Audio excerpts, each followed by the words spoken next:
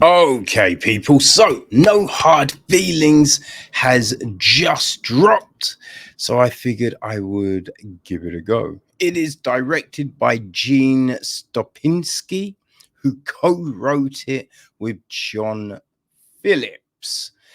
It is then produced by Justine Carucci, Jennifer Lawrence, Naomi Odenkirk, um, Mark Provesario, and Alex Sachs. It's executive produced by Kerry Orant and John Phillips, and associate produced by Daniel Ramis and Mariella Villa. Michael Danner and Jessica Rose Weiss handle the music. Egil Bride, cinematography. Brent White edits the piece. Rich Delia is on casting. Russell Barnes, production design. Art direction is Chris Potter. Set decoration is Carrie Stewart. Christine Lee Mann handles costume design. Right, we got hair and makeup from Alina Barreto, Ivy Ermet, Christy Falco, Robin Fredisk, Alice Bani Gargano, Sarah Grauman, Christine Kyan, Robert Lugo, Cheryl Marks, Andrea Miller, and Vita Visoko.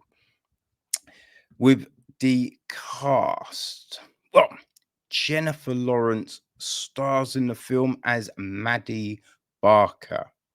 Right, we've then got Andrew Barth Feldman as Percy Beaker.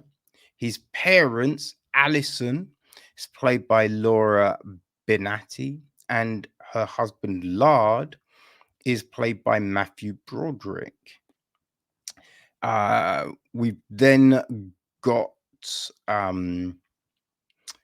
Maddie's friend, Sarah, played by Natalie Morales. Her boyfriend, Jim, played by Scott MacArthur. There is Gary, an ex of Maddie's, played by Eben Moss-Bachrach.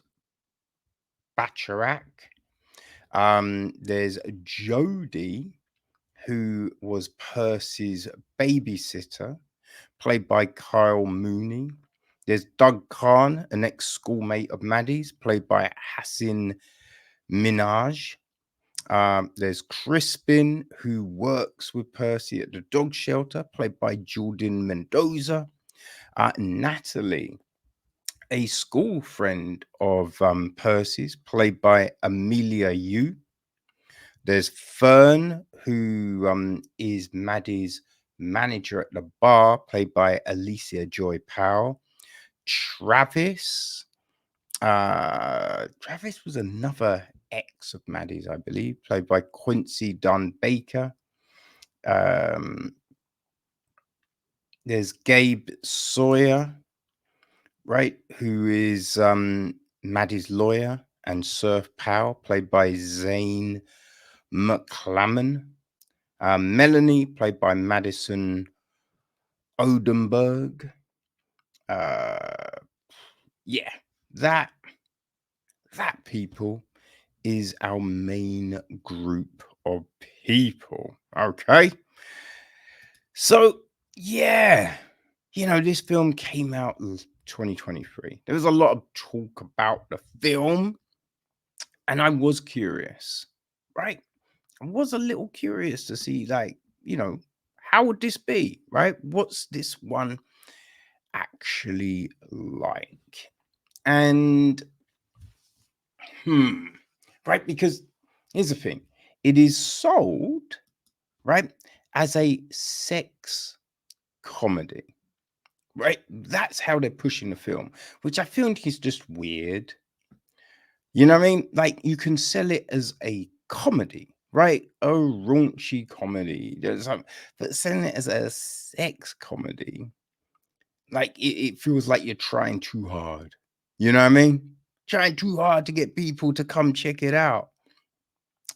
And look, we've had Lawrence in a lot of good films. You know, we know she can act. So this one, it's a little bit odd. It's a little bit odd. Like, it's not to say that the acting is bad or anything like that. It's just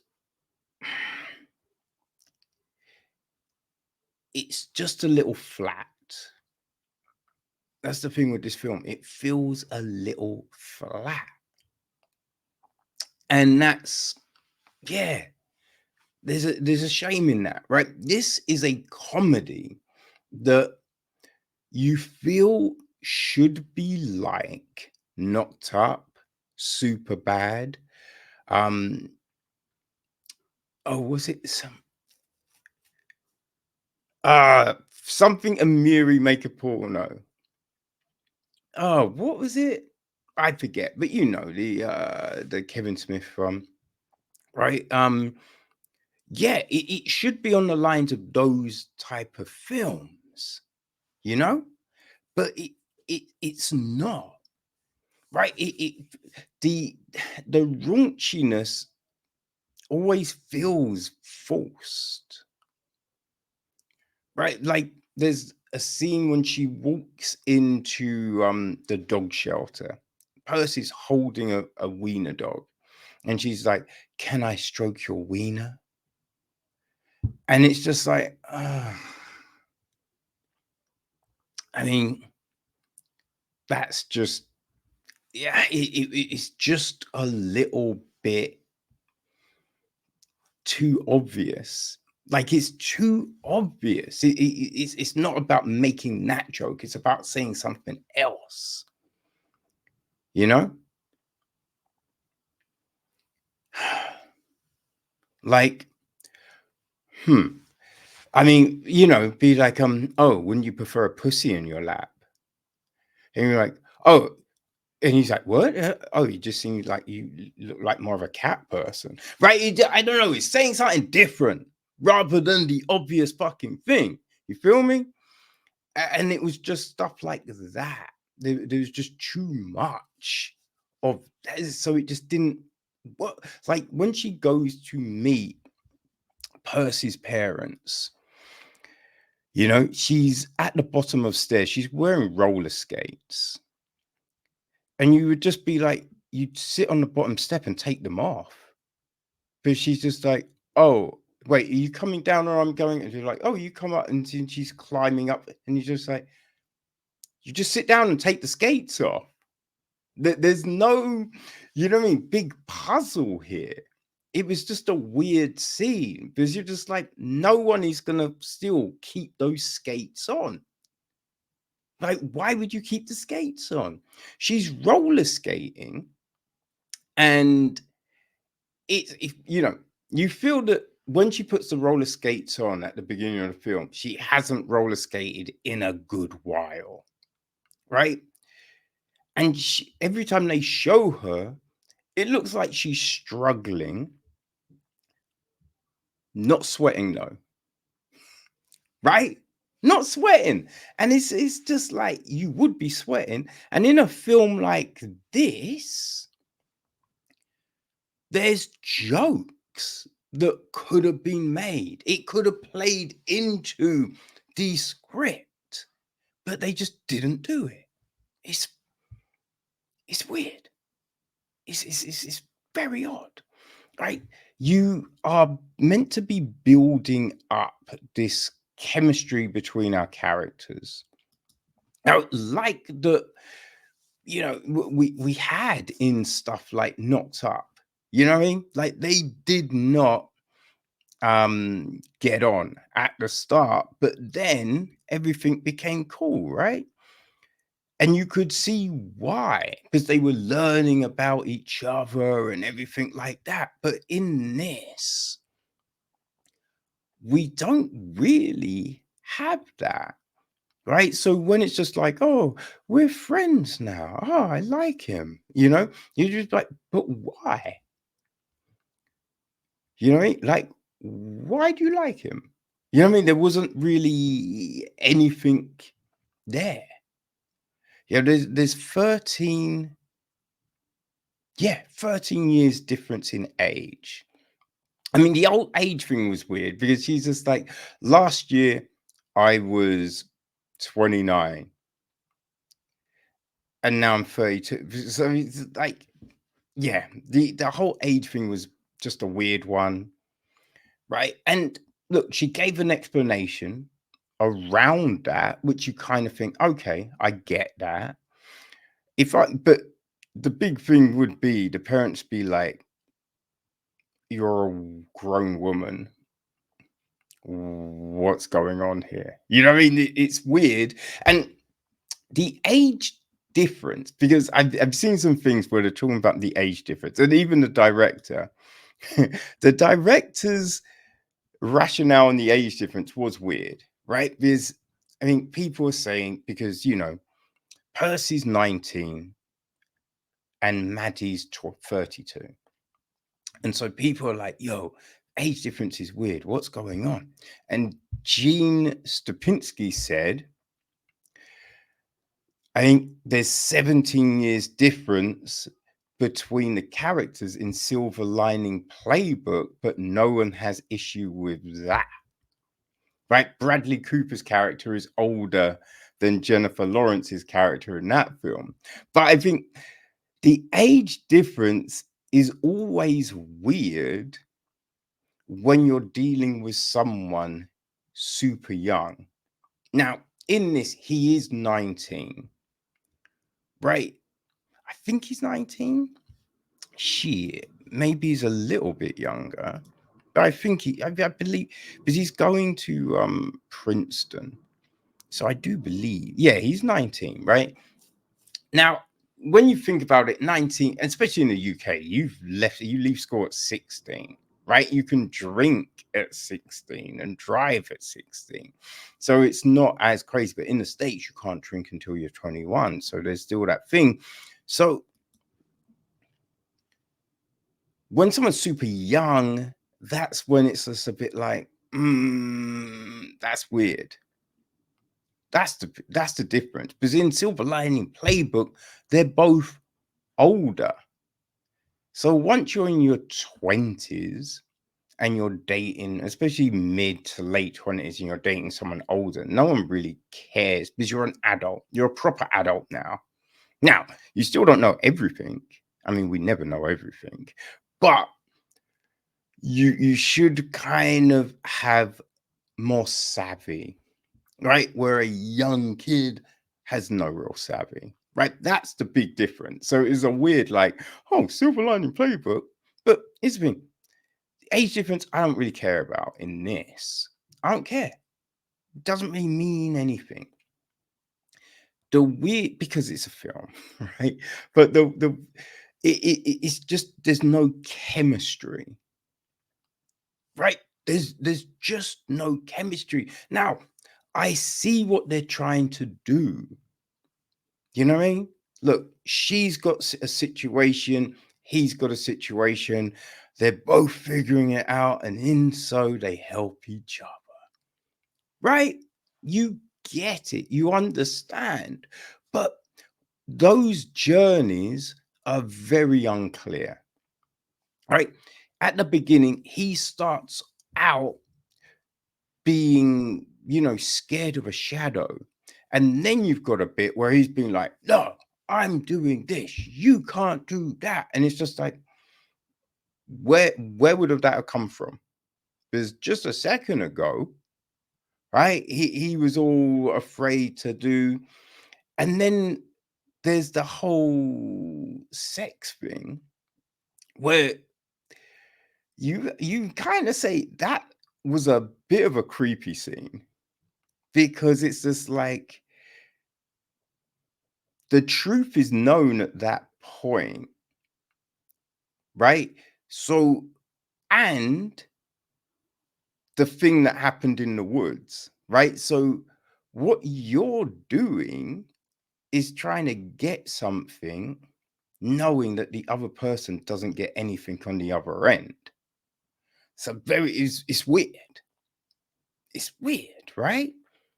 But these things are never really addressed, right? Because you could have run that. I'm not saying you don't run the scene, but you can have a bit later on where it's just like, yo, I'll get that fixed. Or, something, but you don't, right? There's just these weird bits, going. Like the whole baby charm thing, which I didn't really think was that bad. But it's all like, oh, but if you don't like, just say, right? It's like we're walking on the edge rather than jumping in. And this kind of comedy, you jump in. There's no skirting around, being too afraid to say certain things and do certain things. It's like you have to go full bore. Like the Natalie situation, which would have been the logical route to go, kind of just gets left, right? Nothing really happens with that, which is it's a very bizarre angle to kind of throw in and then just be like, meh, that's it. Right? It's just like, why is it even there? Right? It doesn't add anything to the story. It's this bizarre thing. Right? And that's the thing with this film. It wants to be PC, but then it wants to try and be like this old school raunchy comedy. So it just doesn't work either way. Doesn't work either way. Now, I say that it doesn't work either way, but I guess it depends on what you're looking for, right? Because if you like this new school kind of comedy stuff that we see, then that could very much work for you, right? I'm looking at things like Good Grief, right? That hit Netflix just a couple of weeks ago, where it doesn't go far enough in either direction, right? It's a bit lightweight. If you like that kind of thing, then I think No Hard Feelings is probably, perfect for you. You know what I mean? And I think that's the thing. There was another one on Prime recently with oh my days, the girl, is it Alison Brie from Community, I think, and another guy from Community was in it as well, right? Ah, shit, my memory sucks, people. But again, that one was a bit similar, right? They throw in a little bit of nudity to be like, look, we're raunchy, but again, didn't. It still tried to walk that line, and I would say the nudity bit in this was a bit like that Halle Berry film from back in the day, which that name has just jumped out of my motherfucking head because it was like first time Halle Berry's nude, and then it was just like holding a book, boom, oh, you see my tits, then book back up, and you're just like, what? Why? Right? And you kind of think that with this, be like, why? Why? It doesn't add anything. Doesn't add anything to the story because they try and walk the line, right? If it was, knocked up, if it was 40-year-old virgin, if it was I Can Marry, Make a Porno, the nudity would work, right? Because it fits in with the vibe of the film, but this vibe, there's no vibe. There's no vibe. That's just me, though, people. That's just me. You might love it. So it all depends on what kind of comedy you like. You know what I mean? If all of those films I just referenced are too much for you, right? You think, they went too far. Then this will be fine. You will dig it. Okay? So no hard feeling. It's out now on all your favorite VODs.